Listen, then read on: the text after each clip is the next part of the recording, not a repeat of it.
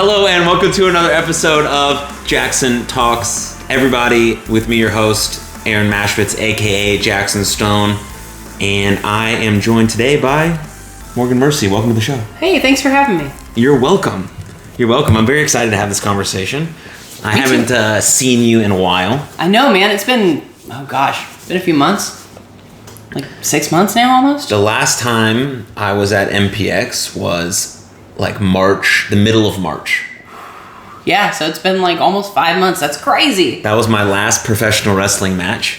So far. For the foreseeable future. For the foreseeable. Yeah, okay. I'm not saying retired or I'll never wrestle again. No, because I don't like to fall back on my word. Right. And, if there's one thing in wrestling that's never permanent, it's retirement. Right. Like, people have, how many times has Terry Funk retired? Well, more than I can count. Yeah, I hope to not come and go as much as those guys. And I hope when I'm, can barely walk that I just decide to stay home and drink coffee and be with my dogs. When I have dogs, because I will then. Yeah, by that point you'll have dogs. But, off that subject, so I don't know. I do miss MPX. Been a lot of changes since you've been there. But yeah, a lot of changes because I stopped wrestling. I haven't really announced my retirement because it's not a retirement. It's just a stop wrestling for the foreseeable future. Right. And then Kirby actually retired, which is wild. So crazy to me. Because I've only known MPX as Kirby because I started with him in a separate building where it was just like a gym where the ring was inside the gym. And then we did shows every other week. And we had to move all of the gym equipment before the show and after the show. I heard. So that was awesome because I trained for 9 months before I did my first show. Mm-hmm. So doing that every other Saturday for 9 months was rough. But I did it. And then I started getting bookings regularly. And then I moved away. And then while I moved away, they got a new building. And then I moved back. And then they got the new building. And then they've been there ever since. And they've been making upgrades the whole time. Yeah. And then I met you. Oh.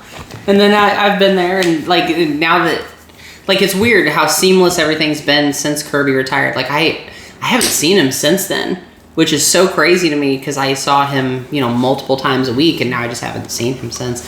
And I really I texted him on the 4th of July, just kind of check in and see how he's doing. And it was just do a quick conversation because, it's 4th of July. I'm sure he was very busy. But yeah, I really miss that guy. He was just such an awesome force, at MPX and just wrestling in general. But that being said, there's so many changes that have happened at MPX even over the past month. Every time that we go, there is a new addition to something, or something's been painted, or something's changed.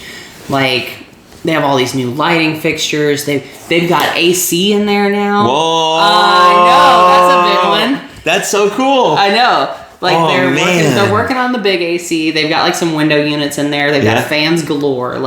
Not cheering fans, but fans. Well, both. That's the difference. Yeah, hopefully. They built, this was the coolest thing for me. Some guys built an extension to the stage for commentary. So commentary's not on the back wall anymore at MPX. Where are they? It's right next to the stage, JR and King style. Right over there, just off to the side. It's super cool.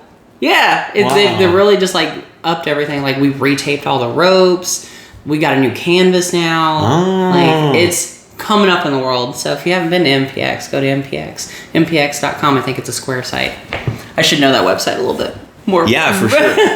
Yeah, if you listen to this podcast and you're a wrestling fan, you've probably been to MPX if you live in the DFW area. If you listen to this podcast and you've never seen professional wrestling live, you should definitely check it out. And the first thing you should check out is your local independent professional wrestling show, which could be MPX if you're in the DFW area. Mm-hmm. So, highly recommend it. I gotta go watch a show. Yeah, you definitely do. Just even if just to look at all the new things. I'm very excited to, at some point in my life, again, not anytime soon, because it's still too raw, but to become a fan of professional wrestling again. Because, obviously that's why we get into it, because it's awesome. Yeah. But, you get, so entrenched in trying to become something that you lose sight of the funness of what you want it to become. At least that's what happened to me a little bit.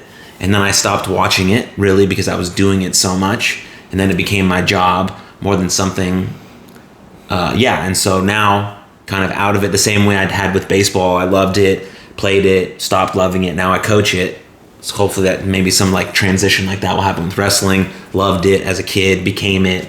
Now I'm stopping it for a little bit. Hopefully I can watch it now as a fan. For sure. So I have so many of my friends who are now like on TV. And that's wild. Yeah, isn't it? It's wild. That's so crazy. 'Cause I remember, like specifically like Wheeler Yuta, when he came to MPX, I was like, oh, this is a big deal. And then he just ended up on AEW. It was like, oh, I know that guy. Yeah, it's so cool. I mean, yeah, it's wild because we used to live together, me and Yuta, in Philadelphia. And we would just sit and like to the middle of the night, like thinking about our careers and where we wanted to go. And that's super cool. When we were living in Philadelphia, AEW was not a thing. And like, where are we going to go? How are we going to do this?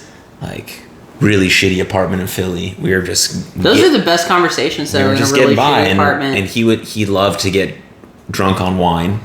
Love that. At the late night hours. You know what? I could see that. And so those conversations were some of my favorite we ever had. I mean, he's one of my closest friends. And then like fast forwarding now and seeing him on TV wrestling Daniel Bryan and being in a group with Moxley and like literally living out his dream, and then still having him come over to the house when they're in town or meeting him at his hotel, and he's just like the same like beautiful, warm, kind person who's like doing it. He's like doing it. So that's like, I only say that to like people who are out there, like you can do it. Right. Like, it's 100% possible. It's very hard. Difficult. Very, very hard, and things will knock you down. There'll be setbacks and obstacles and things that probably make you want to quit, but then you know that you shouldn't because you ultimately believe that you can do it. And that's fucking incredible. That's so cool. Like, yeah. There's so many people that I've even just met in my very, very short career. I'm just like, oh, you seem really cool, and then I see them on TV. Perfect example is Willow. She's incredible. I love her. She smells incredible. I have to do that every time I talk about her. I'm like, oh, she smells fantastic. She's lovely. So lovely. But yeah, like I met her at the Experience show that you had put on. Oh gosh, the one before this past one. Oh yeah. So we were in 2022. Yeah. So 2021. Yeah. I didn't know how often you did them. Just once a year. Yeah. Okay. When I see them pop up, I'm like, oh hey, I know that one. Yeah. Yeah, we'll share that. But yeah, like I met her there and she was just super cool, like just super a down to earth person, super awesome. And then now I see her on TV and I'm just like, she's just doing the damn thing. Like she's done some stuff on WoW that I've seen. That's really cool. She's doing stuff on AEW. Like she's doing the damn thing. It's wicked. Yeah, it's so awesome. Yeah. She's incredible. She's one of my favorite people to follow. Our episode here was amazing. Well, not here, we did it virtually, but she's like very wise and insightful, and so kudos to her. She's also another testament that you can do it. Yeah, you can be that person. For sure, you can live out your dreams. But I'm getting way ahead of myself because I didn't even ask you the most important question, the theme of this podcast. It's a very simple question. Oh, okay. That you get asked a lot probably, but I'm asking it in the hopes that you answer it honestly. Okay. So, how are you doing? Like for real, for real. That's that question. You like set it up. I was like, what is this question going to be? How am I doing? My body is very tired right now. I was like, we were talking before, we started recording of just all the stuff that I did this past weekend, just running around and doing wrestling and like having the time of my life, but my body is very much like, all right, we need to take like 5 minutes and like take a nap and just calm down. But other than that, like I've been very go. So I haven't even like had a chance to like sit and like, that's something that I personally struggle with is just checking in with myself of just like where I am. Like I can do it mentally, but like emotionally has always been a struggle for me. So I'm trying to answer this as honestly as possible, but I want to say good. Like other than like physically just being drained right now, which, we'll bounce back, we'll drink the water and eat the food and take the naps and all that. But other than that, like things are going pretty good, I think, for me. Yeah. That's as honest as I can give right now. You seem... You can tell me if I'm wrong, obviously. Okay. You seem a bit surprised that things are going good. Yeah, and this is a conversation I've always had. I'm also like super open with like mental health stuff. Yeah. Just because, it's not something that people talk about enough, of just genuinely where they're at or like what they're feeling, or even their struggles, right? But so for me, I've always been the person that waits on the other shoe to drop. So like when things are going good, I'm like, okay, well, where's the bad? Like, when does the bad come in? Like, there's always been something. It's like, if I acknowledge that things are going good, the universe will be like, oh, bet. Here's something to bring you back down. And it's definitely been a struggle and something that I've been working on. But yeah, to answer kind of me being surprised, yeah, just because it's hard for me to admit that things are going well, because in the back of my mind, there's going to be something that's going bad that I'm not thinking about or is about to happen. It's so weird. My brain's a crazy place. I mean, that's actually not that, like that actually keeps you a bit safer than the other direction, right? Because then when the bad thing does happen, yeah, maybe you were expecting it, but you probably can handle it a little bit better than you would have if you're just like sunshine and rainbows all the time. Which I wish I could be sunshine. Like, I used to definitely be sunshine and rainbows all the time kind of person. But, enough stuff happens in your life as we get older, right? I feel like we all become just a little bit jaded about, things happening around us. But yeah, it definitely prepares me for those situations and the things that do happen a little bit more. But it also kind of sucks because I wish I could experience things purely like in the sunshine and rainbows mindset. Right. So it's a give and take, Yeah, I've kind of gotten to that point where like I'm okay if something goes wrong, because I know that I can handle it, because I've already gone through the worst thing hopefully that I'll ever go through. Maybe we'll see, right? I'm gonna live a long time, so I know that if any of these like things that happen in life that are inevitable for everyone, I can handle it. And so going through that, knowing that I can handle it, gives me the ability to just kind of be in the present moment, enjoy the things that are happening. Not to say they're always good, but I think that's been helpful for me, at least. Like, so not expecting anything to happen, but knowing that the good things that are happening, I deserve that because I've worked for it and I've earned it. And so I can enjoy it, and then I can celebrate myself, and then I can keep moving forward, and whatever happens, and then I deal with it in that direction. What's that like? What? Of just acknowledging that, like, oh, I worked really hard for this and I deserve it. Because that's where I'm at right now, of just like being, because wrestling's a whirlwind, right? Yeah. There's always something happening. You're either training, or you're going to a show, or you have a match, or I mean, even in the age of social media, right? Like, that's another piece that you have to, stopping to, I guess, lack of a better phrase, of like stopping to smell the roses is so difficult. Yes. And just taking that time to take that in. I always struggled with that. So what is that like, of just acknowledging that? I'm going to turn it around on you with a question. Yeah? Sure. Yeah. Like, what is that like to be like, oh, I deserve this. This is something that I've worked towards. So I didn't accomplish that feeling when I was in wrestling. I had the same view as most of us do. It was always on to the next thing. Okay, I got this booking. That's sort of cool, but what's the next one? Because there's always an ultimate goal. And if I had ever reached WWE, I wonder if I would have felt the same way there. But I can't tell you. I didn't go there. Yeah. But now, removed from it and learning all of the stuff that I'm learning, it's not really about like stopping per se, because we're always trying to have this forward momentum and we want to keep grabbing it and keep moving forward. But it's about really just simply acknowledging the micro wins along the way. And it's not anything big, right? For me, it's simply when something I do goes the way I wanted it to go, I just tell myself, oh, that's like me. And I do a little fist bump. Okay. And that's it. There's nothing more to it, because I'm keeping the momentum going, but I'm taking this 5 seconds, a minute, 2 minutes to acknowledge myself by saying, oh, okay, I woke up this morning and I committed to doing my morning routine.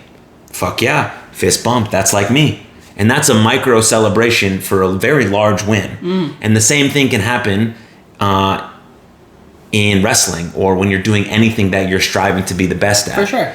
Sometimes, yeah, if you have a weekend off of wrestling, which maybe you have, maybe you won't.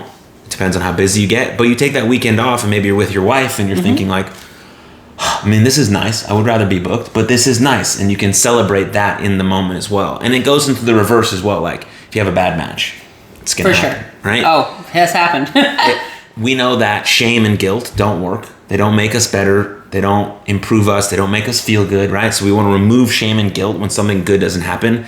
And instead of saying, that's like me, when something good happens, we just say, oh, that needs work. Very easy. I like those. That needs work. Reload. That was a mistake. Not a failure, because a failure is an unwillingness to move forward. You're still moving forward, so you're not a failure. You didn't fail. You just took a mistake, and it just needs work. You didn't throw a good arm drag, didn't have a good body slam, didn't throw a good punch. Cool. Needs work.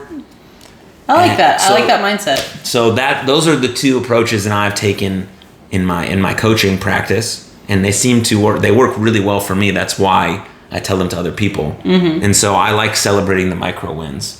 There's a guy that I follow. His name is Michael Gervais. He's like a sports psychologist, and he says, anytime you do anything that you're proud of yourself, celebrate like a wild man, like a wild person. Just give yourself something, right? And it doesn't have to be this, you go get a massage every time. That would be very expensive. But it's just like telling yourself, positively reinforcing yourself that this thing that you're doing means something, that you did it. And that's important. Like if it's simple as it's really hard for you to brush your teeth or to have personal hygiene because you're just not feeling it. I know the feeling, right? Sure you do too. Fucking sucks. But you did it. You got out of bed, you made your bed, and you brushed your teeth. That's like me. And that's a win. And you just stack those up over and over and over again. And then it just becomes it kind of becomes just like a rhythm in your life that you're just like, I do this shit. This is what I do. I love this. You know? Yeah. And because when we do feel our worst, we want to stick to our protocols. And if we don't know our protocols, because we haven't celebrated them, we haven't acknowledged them, then we can't stick to them when we start to feel really bad. And because we're all gonna feel really bad. Life is very hard and it'll beat you down. But the way that you can overcome that is to have some of these tools just in your disposal all the time that you can just pick out when you need them, and then you reinforce that behavior, and then you're on a fucking roll. That's awesome. I'm really glad I asked you that, actually, because now I'm totally gonna steal the fist bump, and that's just like me. Yeah, absolutely. Like I love that. So now, I mean, because you're just getting rolling.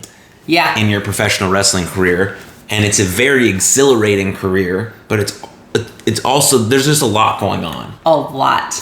There's a lot of things that you have to kind of manage, I would say is probably the right word. Yeah. And so being able to do that will just allow you to kind of stay grounded while also being able to probably reach your wildly important goals, which whatever they are, I'm sure they're awesome and they're wild and they're sick.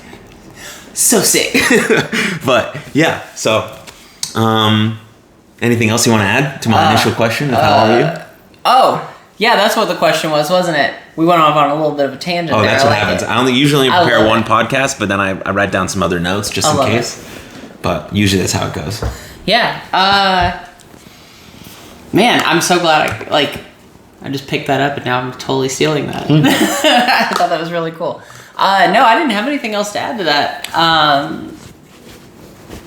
Because, like you said, there's just always so much happening in the world of wrestling that I would really need to sit down and be like, oh, that was cool. That needs work. That was awesome. That's like me. Right. Yeah.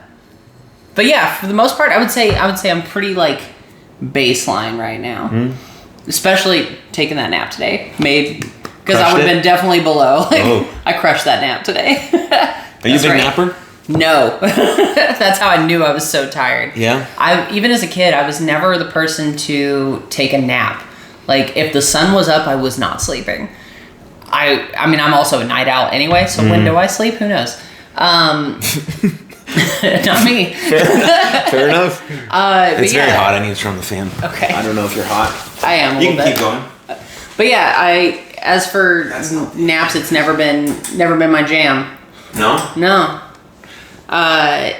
Because especially it being like hot, and I'm also of the mindset of like there's stuff that I could be doing right now rather than sleeping. Even though sleeping is important and I recognize that. Yeah. Oh, sweating. Oh, that's so much better. Yeah, right? I love that. I don't want to be that person that's like, wow, it's really hot. No, you for sure should say something. Yeah. Sleeping is so important. So important. Especially like in the world of wrestling, like being a wrestler. Because there's like day to day of just existing and stuff that you do there. But then, wrestling stuff on top of it, it's like adding the same weight of day to day life and then some. Because you're putting your body through so much and you're, exhausting your body that you need a little bit more recovery time. Right. Which I recognize, but I was like, I have all these things I need to get done, so let me get them done and then I can rest. But here we are, a little bit more rested. We'll sleep again tonight. I hope so. Yeah. I hope so. Sleep is very important. Probably the most important thing. Oh, yeah. Like, I've definitely gotten a lot better. There for a while, as a person with ADHD. We'll go through all the stuff. But yeah, like TikTok has been the worst tool for me. Like TikTok's great for knowledge, but late at night I would just sit there and scroll for hours. I think my record for like lack of a better term is like 6 hours. I was just locked in a couch. No just way. Scrolling. Oh yeah, because it's endless, right? It is. Yeah, it's just endless dopamine. Here you go, for hours. Oh yeah, constantly 3-4 o'clock in the morning going to bed. Like, whoa. Is it because like your mind was racing, or you just got caught in it? Yes. Or both? It's kind of both. Yeah. Sure. Because there's, like I said, there's always stuff to look at or watch, and TikTok's just one thing. Like YouTube, I get sucked into YouTube a lot too, because there's just so much stuff out there to watch. And then at night is the time where the world is the quietest, so I don't have like the outside noises, or like even just in my own house, like all my pets are asleep, my wife's asleep. I don't have that external stimuli, so I can just mellow out. But then my brain also is like, hey, let's fill that empty time with all of the things, all the things you could possibly be thinking about. Gotten a lot better. Nice. Just because, that's prime spiral time too, of just like, cool, nothing is happening and you're by yourself. Here's all your thoughts you can ruminate on. Yeah. I've always had trouble sleeping. Yeah. When I was young, it wasn't because I was thinking about anything. It was just, I don't know, I just had trouble. I've always had nightmares, things like that. But I've become a better sleeper as I've gotten older, because I'm trying really hard to sleep good. And it's made an exceptional difference. So I've really like honed in on having like a digital sunset, like putting away my phone. I'm not to the point where I want to unplug my internet yet, because my roommate likes to use it. Yeah. But when my girlfriend moves in, which she will in the beginning of the year. Hey. Yeah, awesome. Super amazing. Not awesome, like fucking incredible stuff. Yeah. I'm going to introduce that idea to her, because normally I keep my phone by me now just to say goodnight to her, to see when she's getting home from her things, because she doesn't live here yet. Yeah. And so when she does, I think I want to implement that of like a real digital sunset. Like when the sun goes down, our electronics are off. I like that idea. Maybe we'll watch TV, because I like to watch TV before bed, but internet is off. Like, can't scroll. If I have to work late, sometimes I have to do like calls and speaking stuff at night because different time zones. Sure. That's fine. That's an exception for work. But that's like my initial goal. So I'm trying to do that now in the best possible way, while still, being responsive and there. And so it's worked better. Yeah. But yeah, like the idea of having a digital sunset has like worked well for me. Or just trying to implement some sort of routine at night, like trying to eat at least 2 or 3 hours before I go to bed, so I'm digested, like having low light, so I'm not hitting the external stimuli, like trying to put my phone away unless it's talking to my girlfriend, not posting on social.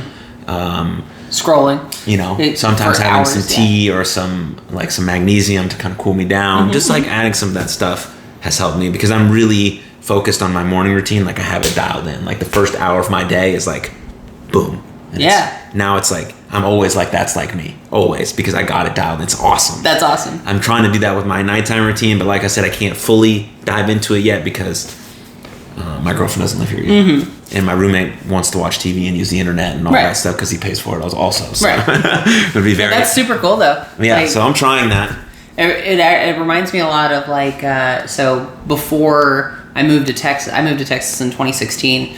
Actually, before I met my wife in 2015, I lived in a couple of different hippie houses, for lack of a better phrase, called hippie houses, where just a bunch of people lived together. Just a bunch of hippies. And the last place I lived didn't have a microwave for hippie reasons. But that reminded me a lot of that, of just like very intentional about like the time that you spend in the evening. Because the evening can be so relaxing and just your time to unwind. But I feel like me especially, and just the world, have really gotten away from just taking that time to just mellow out and just spending all that time on their phones, right? So I may try and start doing that. Not necessarily a sunset, but maybe like a 10 o'clock. Yeah. Like, I'm just like, let me just move this over here. Right. So that I don't deal with that. Separate room, everything, yeah. Oh my God, like having 2 of every social media right now is just a mess. Yes. Because my phone is just constantly blowing up. Right, yeah, you're just in the thick of the real life version of you on social. And the Morgan Mercy version of you on social. That's right. Like, God, just like all the things that I'm doing, it's constantly like everything is growing, which is awesome, and that's the goal, right? But yeah, it can be a lot just because it's all being notification city all day. Yeah. Like, my phone does not leave silent. It's just constantly vibrating of just, likes and follows and all this, which again is super cool, but it is it's still also a lot to deal with because I have to keep my mind on that, Yeah. But,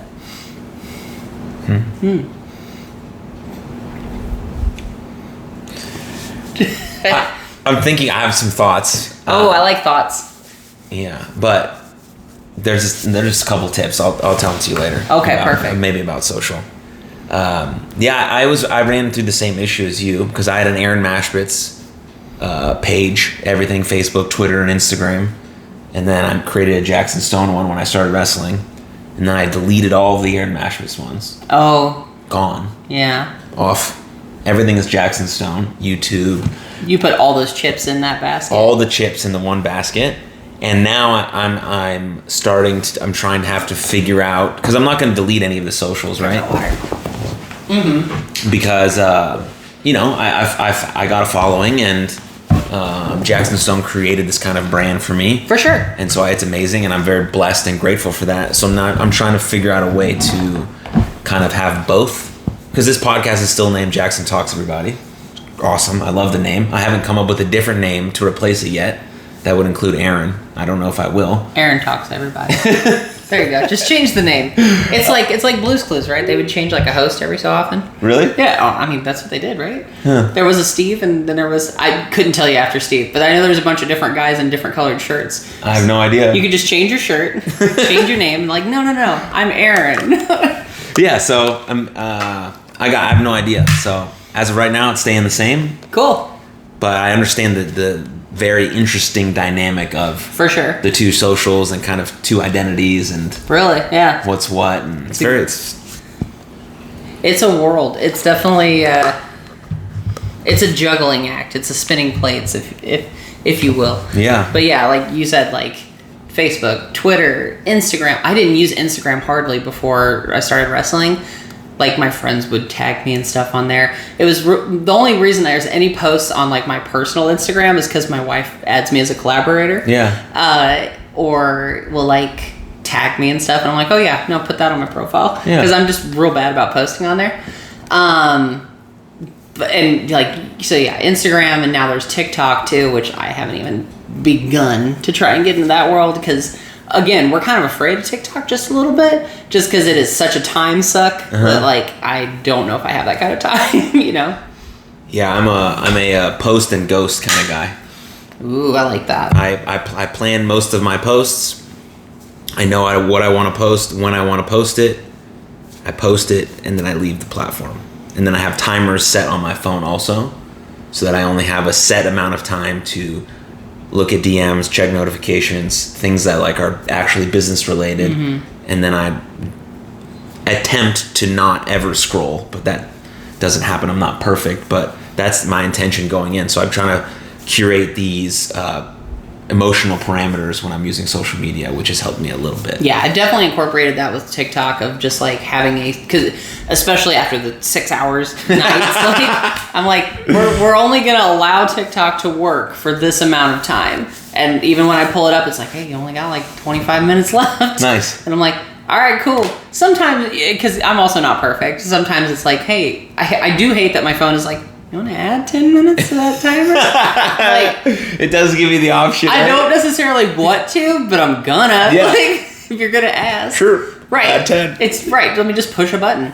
But yeah, like I definitely try and stick to the timer, at least with that one. Facebook, I need to probably get to that habit because I it's such muscle memory, right? Of just like, let me open my phone, Facebook, scroll. Like, what was I doing?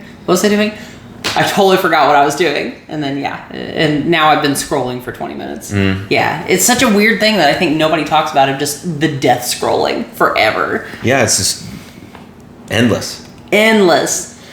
Yeah. Well, anyways. Yeah, social media rabbit hole. Yeah, off that. I want to talk about wrestling. Please. Some more.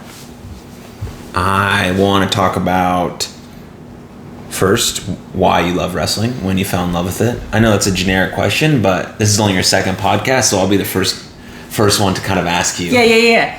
And then when you do like 100 podcasts down the road, you'd be like, I'm going to have this answer down. You're going to have it down. But I'm going to be the first. Copy paste. Like, here's my generic answer. So it's kind of been a hard question for me to answer. So as I think about it, like as a person with ADHD, it's always been for me, because I, as a kid, super into Pokemon. I mean, I have a Pokemon wedding ring too. Yeah, that's you've awesome. never seen that? Yeah. No. Yeah, it's a little Pokeball. Oh, that's sweet. Yeah. Yeah, my wife proposed to me in a Pokeball, whole thing. Wow. Real cute. That's so magical. Yeah, it's real cute. So I've always been into things with lots of variety because I can like focus on different aspects of it and it's still new to me. I don't get bored with it. So that's kind of how wrestling has been, because they're endless wrestling. Like you can go back 100 years and still see stuff that you've never seen, right? No matter how much wrestling you watch, there's constantly every week hours upon hours of matches that you can watch, and there's always new characters and new moves or new storylines, just something new to sink your teeth into. So I think that's really what drew me to it. So the first time that I ever really watched wrestling, I vaguely remember when it was. It was like August 2003. It was right after Kane had unmasked. And so it was like the week after he set JR on fire. And they were talking about that whole thing. And I was like, I'm in. Because it was just so like off the wall. And there were so many like different characters. This is when Evolution was starting to become a thing. So I was like, ooh, who are these guys? Victoria was wrestling. Victoria is one of my favorites. Because I'm sure that question was coming too, of like, who are your favorites? Maybe. Well, you don't have to ask it now. I've been on a couple shows with her. Yeah. Oh yeah. Yeah. Yeah. She seems so cool. Haven't got the pleasure of meeting her yet. But yeah. So just like the, for lack of a better word, pageantry of just like the presentation of all the different people and the matches and the storylines have just really drew me to wrestling. I kind of lost my train of thought, so I hope that answered your question. Yeah, for the most part. Okay, cool. August 2003. Yeah, around then. Is when you found it. Yeah. I just stumbled across it with a friend, and we watched it, and he was like, it's whatever, and then I just watched it for the next, like, 3 years. Fell out for about a decade, because I feel like everybody has that period where they kind of disappear from wrestling for a bit. And then, just stumbled back into it around 2015 or so, and I was like, there's a lot of stuff that I've missed out on, so now I've just been playing catch up. So, and then it took you another few years to decide that you actually wanted to do it. So at that point, I was like, oh, I would love to wrestle. I was like, well, I won't say how old I was at that point. We'll keep that a mystery. Yeah, absolutely. So I was like, oh, this would be fun to do. Because I'm from Missouri, and when I was a kid, the goal was, me and my friends, we were all really into wrestling, and we're like, oh, we're going to go to WLW, we're going to go to Harley Race's school, and because we had seen them come to our hometown, like we met Terry Funk and Mick Foley, and it was so cool. And, just a little indie show, super fun. And that was the goal, and then, we grew up, and, life got in the way, and that's, what happened. But then in 2015, I was like, I would like to get back into this, and I would love to do it myself. Life stuff also happened around that point of just stuff getting in the way, and there never being time, and the school was like an hour away, all the excuses we all make, right? Mm-hmm. But then I sat on it for a couple more years. Then the pandemic hit, and I was like, man, I have this office job that I kind of hate, that I kind of don't want to sit here and do. And so I reached out to a friend who I knew wrestled, and I was like, how do I get in on this? And then the rest has been history. So here I am. So it really just took, an unprecedented global health crisis to get me into wrestling. So sometimes that happens, right? You just needed a little push. Yeah, a little push. It took a big push from the world, but we got there. So. And when you told your wife that you were going to go start wrestling, what was that conversation like? It was like so stressful for me, because I was like, I knew it was going to be such a big time suck. And we were like in the car, and I was like, hey, so once everything kind of calms down numbers wise, because we were like, 2 weeks, slow the spread. We're still there. And I was like, oh yeah, I'm going to try and see if I could do this, or, it's just kind of always been like a lifelong dream of mine. And like Z's been pretty supportive, just like in terms of wrestling in general, as supportive as a non-wrestling fan partner can be, of just like, I don't understand, but you go have fun. Yeah. So it's been an interesting ride, but as for that conversation, it was pretty like, okay, we'll see what happens. So yeah. Has that dynamic changed now that you're kind of in the thick of it, and you're wrestling every weekend and traveling and running around all over the place? The dynamic hasn't really changed much between us. I do still feel like a little guilty though, because I'm leaving my partner at home, and I'm running around doing all this stuff. But what I tell myself is like, it's like having a second job. Like I'm running around making money, promoting a brand, or like building up myself. So that's kind of how I think about it. But I think that's more for me, of just like quelling my anxieties, just because I'm always like, what can I be doing better in our relationship? And I, recognize that wrestling is just so much. So, but our dynamic hasn't really changed. We have to be a little bit more intentional with the time that we do spend together, just because a lot of that time is already accounted for. Right. So that's really been the only change since I've started. Cool. Yeah. Fun stuff. Well, it's always the most important thing to have a important, loving, kind person by your side. Right? It just makes everything better. For sure. And also harder when you're away from that person. You're like, right. I want to be with that person, but I'm also chasing my dream. So it's like... Yeah, that exact moment happens all the time. Of just like, which do I do? Like, I feel like I'm just so torn between the two things. Of like, I could be... Like, if I had the opportunity, my body wouldn't handle it well. But like, if I could just wrestle every day, I totally would. But then again, I'm also like, one, I need to sleep. We need to talk about...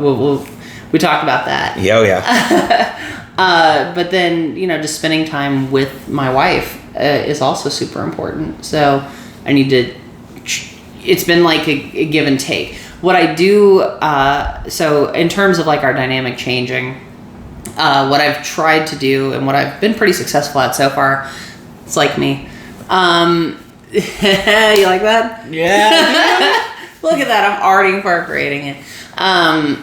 Is once a month just taking like a week or a weekend off of wrestling, and just that being like, we call it my wifey weekend. Beautiful. Yeah, just to kind of like stay out of being sucked into like wrestling every weekend. Because if I could, I would, right, of just like Friday through Sunday wrestling, being on the road, doing all that stuff. But I also think it's important to really just have that time to reconnect with my wife. Like for instance, this week we're going to an anime convention, so that'd be fun. Oh, sweet. Yeah, we're going to A-Fest, if anybody's familiar with that. So yeah, I've been once a month at least trying to like not talk about wrestling or be really around wrestling, or even just like going to a show or anything like that. So yeah, that's kind of been the balance that I've tried to strike with it. That's beautiful. Yeah. I hope you keep that forever. Man, I'm trying. Because that's it. Yeah. Like, that's so good. I don't know. Yeah, I'm glad you guys are doing that, because your relationship will always be more important than wrestling, and it'll last longer than wrestling. But to be able to sort of be able to harmoniously have the two together is like very, very cool. Yeah, and I mean, Google Calendar has been a lifesaver on that, just because it's like, if I get a booking, it's like, all right, I still have these many weekends free. Like, all right, we need to claim one that is the weekend that we don't do any wrestling. Yeah. Which is real fun when people are like, hey, what about, this weekend? Can you come work on this weekend? I'm like, sorry, bud, I can't. No. I'm already booked up. Yeah. So, yeah, it's been an interesting. I've never been an organized person, so definitely the calendar has been a lifesaver for me. Of just making sure that I've got time for everything. Yeah, you want to keep your bookings in order, and that's so good. Another question for you, very important. So you said you're 22 matches in, somewhere around there. What's the difference between match number 1 and match 22? I can listen to the crowd now. I can listen to and like pick things out of the crowd. Like my first match, I was so in my head and like trying to remember everything that I'm supposed to be doing in this match, and and like trying to have a concept of time. Definitely now, concept of time has been a real struggle for me in general. Just because I can't recognize when a minute is or whatever. Yeah. But like being able to listen to the crowd and react based upon that crowd has been a big change for me. My first match, I couldn't really look anybody in the eyes because I would have just like deer in the headlights, right? Of just like not like stage fright. Of just like, oh, I've completely forgotten everything I was supposed to be doing right now. Everybody's eyes are on me. But now I can, I guess, interact a little bit more. So that's been definitely a positive. What else has been different? I don't know how much of like how the sausage is made that you want to talk about. I've talked about everything. Okay, cool. All of it. I didn't know if you talk about like calling and stuff. Oh yeah. Okay, cool. Yeah, like I can definitely do that. I've called some stuff on the fly, which it was a big deal for me because I was like, all right, here's what we talked about. Here's what we need to do. And if that goes awry, and I'm like, I was just lost. But now being able to like communicate and call stuff on the fly has been like not perfect at it. Nobody ever is. But that's been a big positive for me. Nice. So yeah. So a few things. I'm going to talk myself up real big, and then we're going to watch one of my matches, and you're going to be like, wow. Hot Garbo. I would know you wouldn't. That's literally my face. Never say that. I know. And not behind your back either. Yeah. I would find a way to say it where it made a difference in your career. Yeah, for sure. And I do appreciate that. Like my first match, I was definitely like, all right, do you have any feedback for me? Okay, thank you. Have any feedback for me? Okay, thank you. And I came to you and I was like, hey, you have anything for me? I don't even remember exactly what you said, but you're like, let's get a few more matches in and then I'll critique you. Yeah, because I only said that because like, one, after your first match, everything sucks. Like, it was your first match, but you had your first match, and that's fucking the only thing you should be thinking about. Yeah. Like, I did this. I wanted to be a professional wrestler. I trained for a really long time, and then I had a match in front of a crowd in a professional wrestling ring for a professional wrestling company. So I'm a professional wrestler. That's so cool when you like put it in those terms, right? That's cool as shit. I definitely in that moment wasn't like, I was very much like, all right, on to the next thing. Right. Of like, where do we go from here? And I knew everyone was going to be telling you stuff. Kirby was going to be telling you stuff. Great. You should get feedback after you do something that you're trying to excel at. But in my view, in the moment, it's like, no, this is cool as hell. No, it's super funny though, because like, we had a certain amount of time that we needed to fill. And then the time goes so fast when you're in there. Oh, yeah. Again, no concept of time. And, we finished and did all of our things. And Travis, the ref, one of the refs at MPX, is helping me to the back. And I was like, why'd we go home early? And it was like, no, that was the time. Because I swore it was 2 minutes. Really? Yeah. And because I was like, I wasn't mad at him or anything, but I was just like, oh, why'd we go home early? Oh my God. In my first match, I was like, oh God, I was hot. I was such garbage that like they pulled the plug on everything. And like now I know that wasn't the case, but definitely in that moment. That's what you felt. Oh my gosh. I was just like, wow, I was so bad that like, they're like, get her out of there. Well, anyways, that didn't happen. You crushed it. Yeah. And now you're 22 matches in. Yeah. On a roll. Rolling. Where do you want to be? Do you have a goal? Do you have a next 6 months, year, 2 years? Have you thought about that? I haven't really like put it in those terms. Like I have a list of places that I'd love to work, and because I'm just kind of going along for the ride. Because if I set those goals, I don't necessarily know exactly how lofty those goals are, how realistic they are.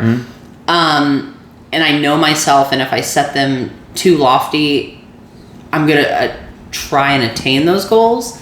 And if I don't attain them, then I'm gonna feel like, oh, cool, I'm so bad. Just get real down on myself. So I've definitely always been a kind of go with the flow kind of person.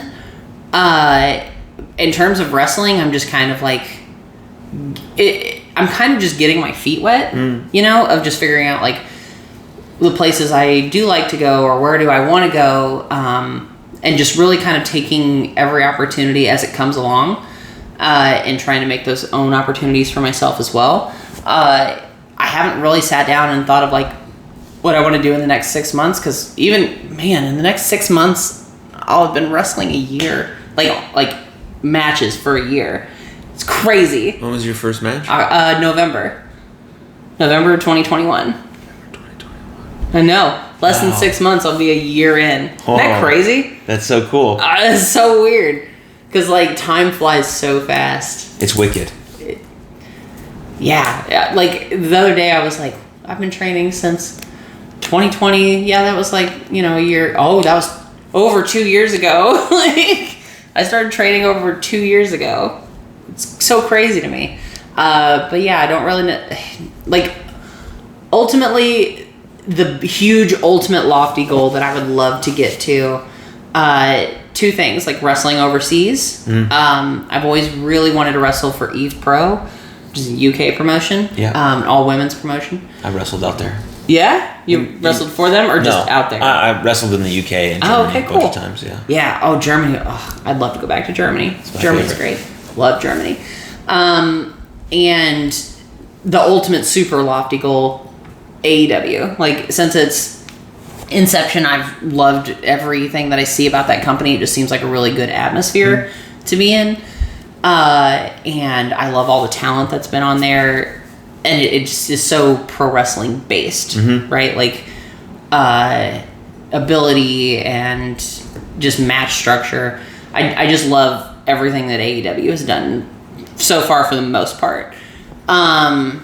Will there be exceptions? There's always exceptions. But that is the ultimate lofty goal, and that's kind of what I'm trying to strive towards, of just, like, making those connections with people, doing my best, being professional. Like, everywhere I go, I'm the most professional. Like, I'm like, yeah, nice to meet you. Hi. Yes, thank you. Nice to meet you. I'm a handshakey person. Yeah. Yeah.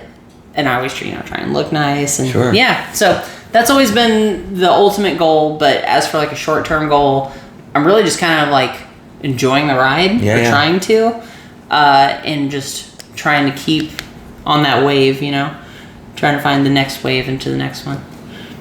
But I do need to celebrate those moments a little bit more, because again, with it being almost a year, I don't know that I've, like, taken those moments to be like, hey, that's awesome. Hey, that's like me. So yeah, that's where I am with that. You are a professional wrestler. I know. Isn't that crazy? It's so crazy to think about. You did it. At what point do you, did you kind of, like, accept, like, wow, I do this damn thing? When I started portraying Lights, Camera, Jaxon. Okay. And everything that I talked about was pretend. And everything was curated, and I was, like, using every resource I had, my mom's car, my sister's apartment, someone else's car, her boyfriend's motorcycle, everything that I could to create this character. I was just making it work. I didn't have any money. I didn't have my own place. What are you talking about? I wasn't a movie star, but I was so committed to being this professional wrestler. I was like, oh, I'm doing it. All right, cool. I'm in it. I like that. And then so that's when I was like, oh, okay, yeah, I'm Lights, Camera, Jaxon. That's who I am. Perfect. But then anyways. So no, the rabbit hole. For sure. Anyways, that's when I felt it, when it would, like, basically was consuming my life in a way I wanted it to. Like, it became my full-time job. Like, I was only wrestling. Okay. And then COVID hit, and I didn't have a job anymore, and now we're here. I have every other job except for being a professional wrestler. It's amazing what happens, 2 weeks to slow the curve. Right. What are 2 weeks? Yeah. It's been a journey. So yeah, that's what I felt it. But I'm very grateful to be doing all of this now. So no, I'm glad you do all this. Like, this is just, like, the You Are Loved and, like, all the mental health stuff that you do is so awesome. It's so important, especially, like, in the wrestling world, because everybody is all about themselves and, protecting themselves and elevating themselves, that I just feel like everybody can do a little bit better to take care of each other. Just like you said, you're going to have bad matches, right? Like, that has always been the thing to me of, like, those people that are like, hey, it's okay, like, to help you get back on your feet, right? Because if that's what you want to do, being a professional wrestler is what you want to do. Like, having a bad match is such like a shot to, like, the ego, right? Or, like, just your, I guess, like, how well you are at being a professional wrestler. You're like, wow, I'm the most garbage. So definitely taking care of each other is super important, and I'm really glad, like, all the stuff that you do. Thank you. There's of course. There's one tool that's super important that I use with some of my athletes as well, and it goes in hand with the "that's like me" thing. So after every match that you have, regardless if it was good, bad, the best one you've ever had, or the worst one you ever had, you basically want to do this thing called well, better, how. Okay, so the first step is, okay, may have been the worst match you've ever had, but you can still sit down and think about at least one thing you did really well. Okay, write it down. What did I do really well, or what did I do awesome? If there's more than one thing, write them all down. Fuck yeah. That's like me, that's like me, that's like me, that's like me. Cool.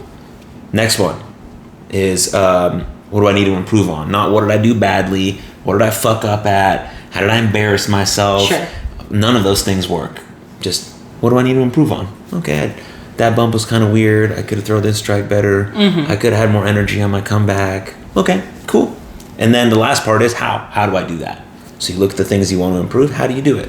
And you make one action for each of those things. If there's only one thing, you make one action. Okay, I go to training this week and I spend the first 2 hours going over my comeback, whatever, right? So you can do that after every single match, and it allows you to actually reflect on what was good, what was bad, and what needs improvement, rather than being, shit, that match was shit, everything is shit. You might feel that when you come back from the curtain because adrenaline is high And the crash, yeah. You know, the crowd might have acted in a way that they're kind of confused because they don't expect that from you, right? Yeah. But they're like, I want to be supportive because we love her, but that wasn't supposed to happen. Something like that, right? So you're kind of coming back, you kind of feel bad for them because you're wanting to put on. So you have all these mixed emotions, right? So you don't want to do it in that exact moment. And then you don't know what other people are going to say to you. Maybe you're at a company where the promoter is not really forgiving, so he's kind of being mean. At MPX, everyone is kind of kind. Yeah, very much and so. they're helpful, and they'll be like, it's happened to me. You get them next time, something like Right. that. And then when you get home that night, you're like, okay, I feel a little bit clearer from my match. What actually happened? Maybe you have a chance to watch it back, and then you can actually reflect on it in a way that's like, I actually did like a lot of good stuff. Just that one thing didn't go very well, and that kind of made me think the whole match didn't go well. Oh, okay. Yeah, it's usually like one thing, and that's where we ruminate. Yeah. But yeah, that's definitely somewhere where I can improve personally, of just watching my stuff back. I'm finally getting to a point of being able to watch it, but I've kind of figured out what helps is watching it back with a person, so that way I can be like, I'm not having to just cringe at myself. We can talk about it, you know? Right.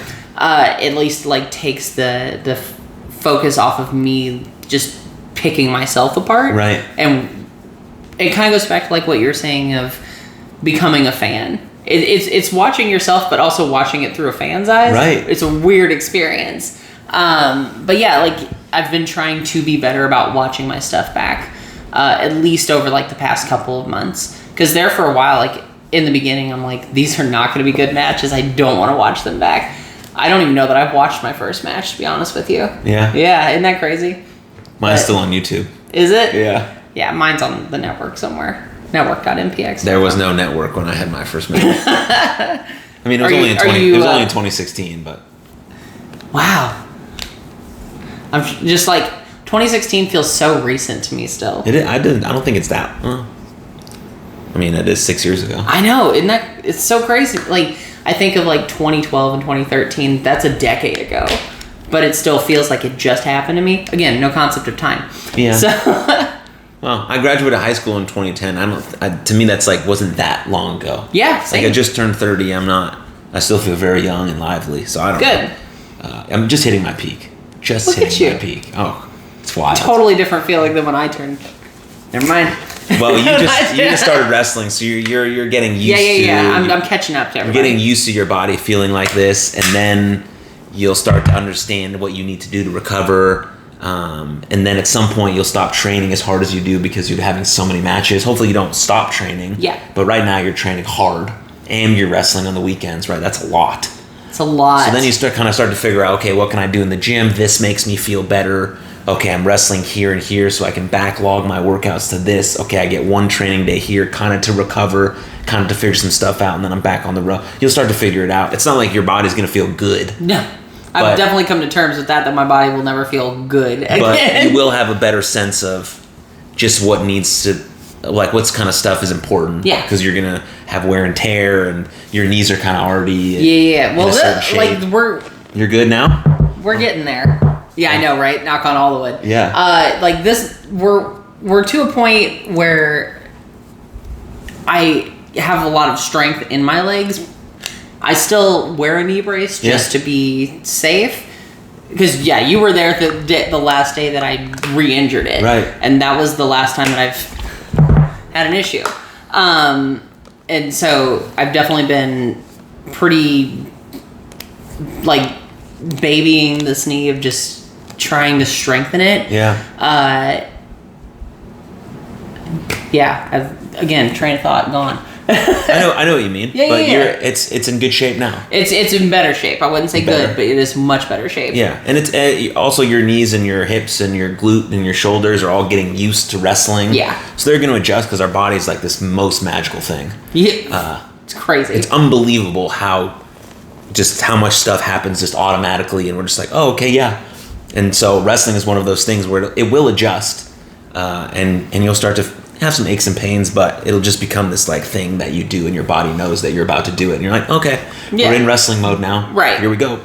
Go out there and do the thing. Yep, and it'll protect you, just like Kirby with his 2 torn ACLs, and he went out and wrestled 2 nights a week, rest training, doing all of the things. And is that wise? Who knows? But I love him for it. Probably not wise, but he got it done because his body knew what it was supposed to do because it's in a magical thing. And so, yeah. Yeah. It is so crazy though. Like, I remember my first bump of just being like, oh, yeah, that sucked. Mm-hmm. Oh, I hate all this. And now I'm just like bumping like it's not even a problem. Right. You forget that it actually hurts. Yeah. Like your body just becomes so used to it that, yep, this is just how this feels now. Right. It's like you have to actually sell because originally the bumps really did hurt and they still do hurt, but we got used to it so much that it's like, oh. Right. Oh, shit. So that's it. I love just randomly selling stuff. Like driving over a bump in the road. Yeah. Because I'm definitely that person that's like, hey, bump. My wife did this for a minute. It's so funny, and I wish Z would start doing this again. Of just like when we go over a bump, Z would just be like, oh. Oh, it's the best. And I want more people to do that in the car with me. She just randomly would do that? Yeah, well, you go on a bump in the road, and that's your bump. Yeah, and so she started doing that when you started wrestling, or before? When I started wrestling. That's hilarious. Yeah, it's so funny. Little did you know you might actually go over a bump and there'll be a kink in your neck afterwards, and you won't be selling. No, this is real. This is shoot. That's funny.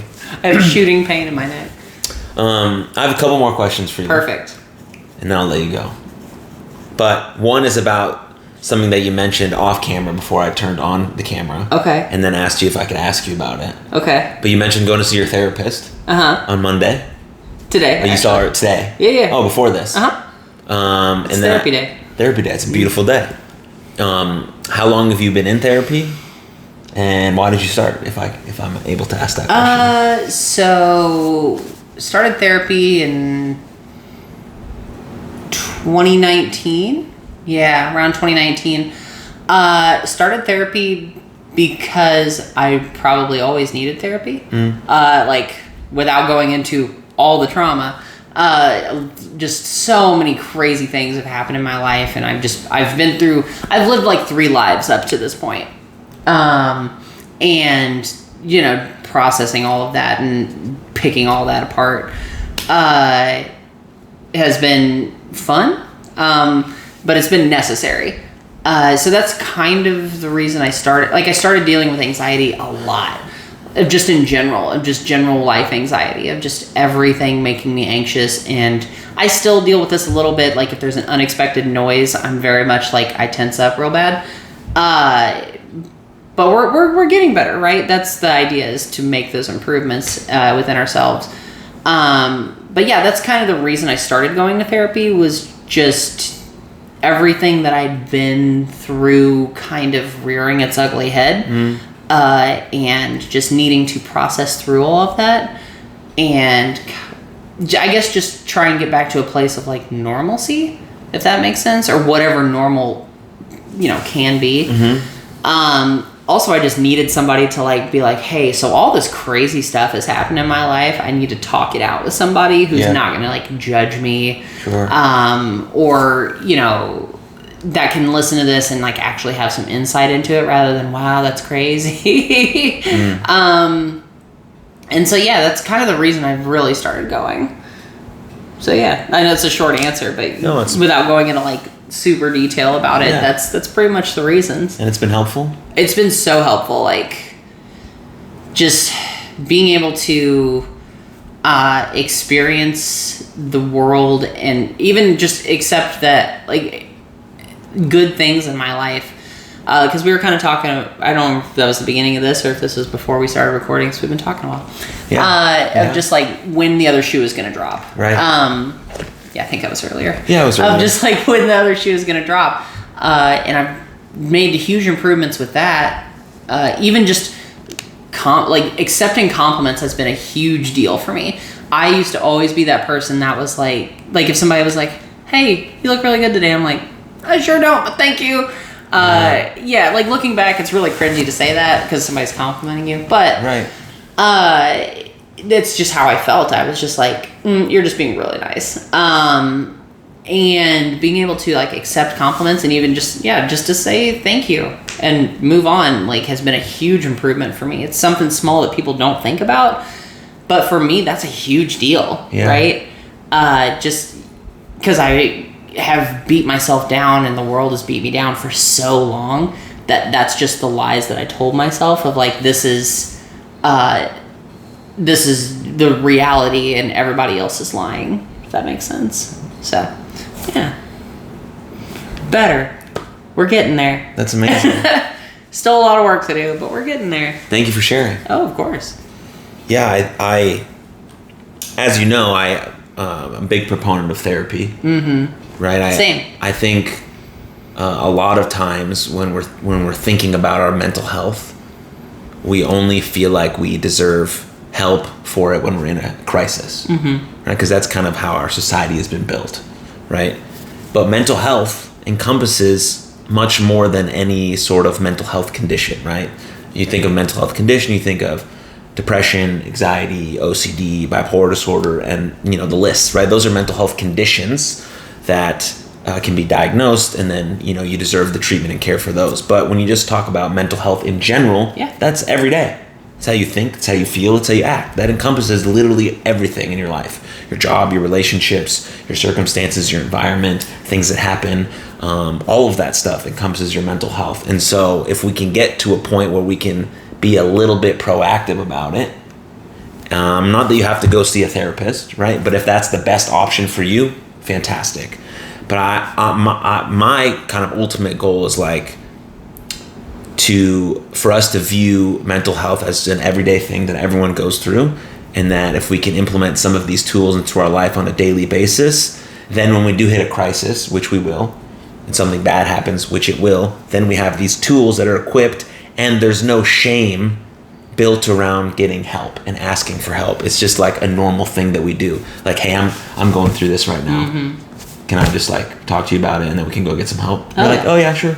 Yeah. Instead of like having this like huge ordeal about having to ask someone for help, because we've normalized the idea that we're all going to struggle, we're all going to have setbacks, we're all going to have obstacles, death is going to happen, things are going to happen. Okay, now that we know that, and no perfect person exists ever, and no one ever will exist as perfect, now we can have these normal conversations and share in our common humanity about going through our mental health. And then in the same token, we can then thrive and prosper together because we've come to terms with this other thing. For sure. That's what I think about. I will say, like, even over like the past 5 years, I feel like there's been such a change in our society of how we view mental health. Because it could just be that I'm getting older, and people that I'm around are a little bit more open about their mental health, or all that. But it feels like society has definitely turned a corner on that. Yeah. Because you hear people talk about like, oh, I have anxiety, or I mean, even just ADHD in general. I would not have ever thought that I had ADHD until my therapist brought it up. But that's also because of like stigma and, how people perceive it and all that. But I feel like education is becoming so way more prevalent that we're actually talking about it more in like a real way of just, this is what I experienced. I go through that stuff too. And it definitely makes us all more relatable to each other. And right. Without sounding too cheesy, I feel like it makes the world a better place because we understand each other a little bit more. Absolutely, it makes us a better place. Yeah, rather than jumping to anger or, attacking each other or anything like that. It's like, oh, okay, I get it. I see where you're coming from. Mm-hmm. I think it's super awesome that that's where we've advanced to. Yeah. Even over just the last couple years that I've been doing this work, it's incredibly optimistic about where we're going as a society. It's really cool that so many people are publicly talking about it, privately talking about it. The work we're doing in schools to try to get our kids to talk about it, to give them the tools, to equip them with the tools, in businesses, in workplace, in athletics, in entertainment, all of these things, because all of us are just real people. Yeah. It doesn't matter what our job title is. We're all real people with real issues, and if we can just share in that common humanity about going through stuff and having these resources available, having these tools available, having these normal conversations. For sure. It's like the most amazing thing that we can do as a people, as a human, just to talk about it. So yeah, I love that. Yeah. Yeah. What would you say to someone who is thinking about starting therapy, but maybe a little bit, there's some fear there. Do it. What's the worst that could happen? That's literally, like, if anybody is ever like, oh, I should start going to therapy or whatever, do it. Like, their job is to listen to you. Mm-hmm. Like, so they're there to listen and to help you out. Like, they're not going to judge you. It's literally the most helpful thing you can do for yourself and for your mental health is to have someone that has those skills and that knowledge be able to help you navigate, your past experiences, the things you're going through currently, things you want to do in the future. Mm-hmm. Like, it's what's the word I'm looking for? It's like priceless, It is something you can kind of dip your toe in and kind of do it gradually. But it's also super beneficial. Just go for it, And with that, recognizing, like, I understand, like, mental health access. It's gotten a lot better, but it's still pretty expensive. I'm very thankful that, like, my job allows me, as part of my benefits, to, like, go and get therapy and it not, like, cost me an arm and a leg, right? Right. So I recognize that is definitely an obstacle. But there are always ways out there to seek that help if that's what you want to do. Mm-hmm. So yeah, I mean, to answer your question, I say go for it. It's literally only positive you can get out of it. Right. Like, will there be bad situations and bad fits with therapists? Sure. But the beauty of that is there's always other people that you can go see. You're not stuck with the same person forever. My first therapist, not a good fit. I saw her for a year and I was like, I'm not feeling this. And now the therapist that I have now, super awesome. Like, we gel really well. And sometimes it's like with any other relationship. Sometimes you gotta find the right fit, right? Yeah. So it's not set in stone. You can always change it or, I guess, go see somebody else, right?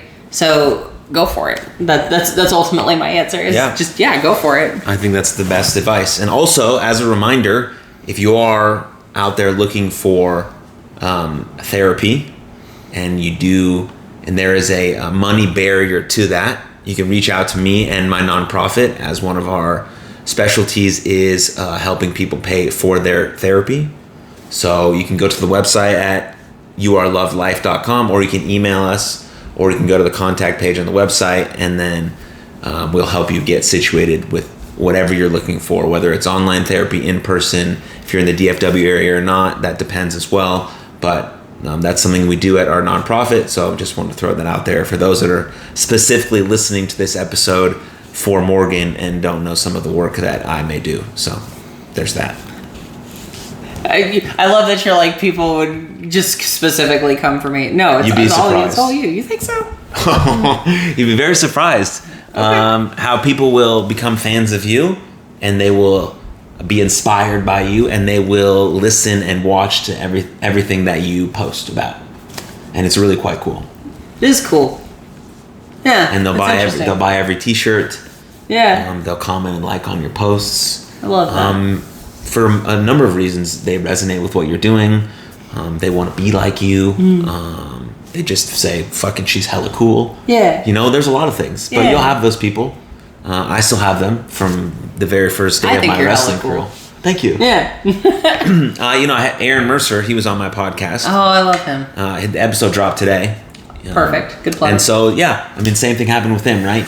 A lot of his fans who would probably never listen to my podcast popped on, and it's cool because they're getting exposed to my podcast. They're getting stuff they've never heard about Aaron, and kind of the same thing about you, right? Yeah. So it's all very cool, I think. That is super cool. Super cool. Yeah. Okay, one more question. Yeah, please. Very important. Oh God, he shook off the couch. All right, hold on. I feel like I need to match this energy.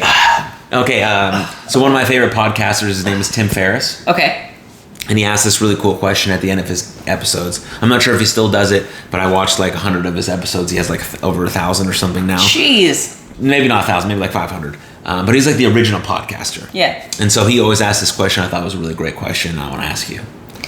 So if you had the ability to put a billboard up and millions of people would see it every day, what would you put on that billboard?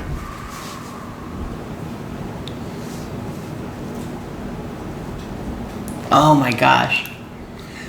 Oh, what would I put on that billboard? I love that you're like, here's this question, this very vague question. And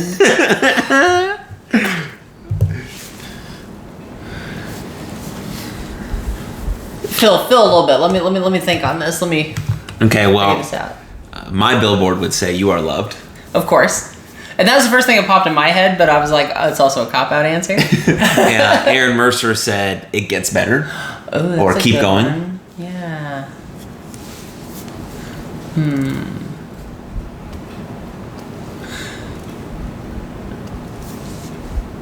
There will only be one version of you in this life, so be the best version of you that you can be. Fantastic. Yeah. There's room on a billboard for that. Of course there is. Yeah. Yeah. I'm sure someone said that somewhere. Maybe I picked that up, but I think it's a really good idea, right? Because we all try and be like everybody else. I'm especially guilty of that, of comparing myself to others. But I think it's important to really just be the best version of yourself, whatever that may be, you know?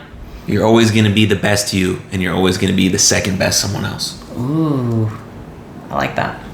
I like that. That's really good. That's really good. I like that. That's it. Yeah. Nailed it. That's like us. Yeah. Oh, amazing. That was so good. Perfect way to end it. That was awesome. Thank you really for joining me. Thanks for having me. This was really, super fun. Really good to see you. Oh, it's so good to see you. I'm going to come to MPX soon. You should.